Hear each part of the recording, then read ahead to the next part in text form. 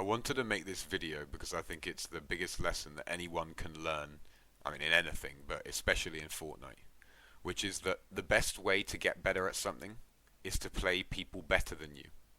It is, believe it or not, to lose and to lose and to lose until you improve a little bit and you figure out what it is you need to work on and what your weaknesses are, and then you go away and you practice those and you train those, and then you play the same people that you lost to before and you do a little bit better, and you rinse and repeat until you don't lose to them anymore, or at least you improve the margin a little bit every time. And I think that's the one thing I've noticed that people really struggle with. And I play with a couple of console players, and the ones that have improved the most are the ones that are willing to just sit there and lose to me for hours on end because I've got a ridiculous advantage on a PC, right?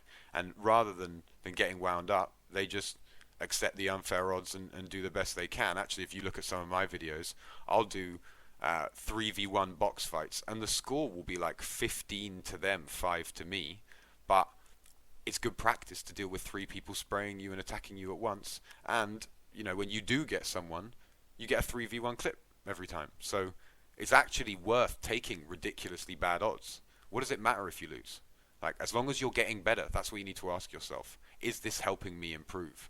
And to be honest, playing people better than you does. So this is a video of me playing this guy called Metal Arm Gits. I met him because I died to Storm, and I ended up just spectating somebody, and he was just kind of trick shotting, trying to kill the last guy. I added him because I wanted a 1v1. He ended up being really sound. So this wasn't like a toxic 1v1. We were actually getting on pretty nicely, and he was explaining to me some of the tricks he was doing and complimenting me when I hit a shot. It was quite nice. But yeah, he was significantly better than me.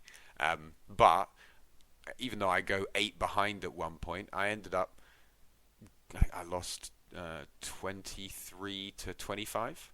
And if we were counting formally, it wasn't really like that. But I only lost by 2, and he ended up having to go to play with his girlfriend. But it was worth doing, right? And I could have let it get in my head. I could have got wound up. I could have gave up. I could have gone in paralyzed because I knew he was just better than me. This guy's ranked 127th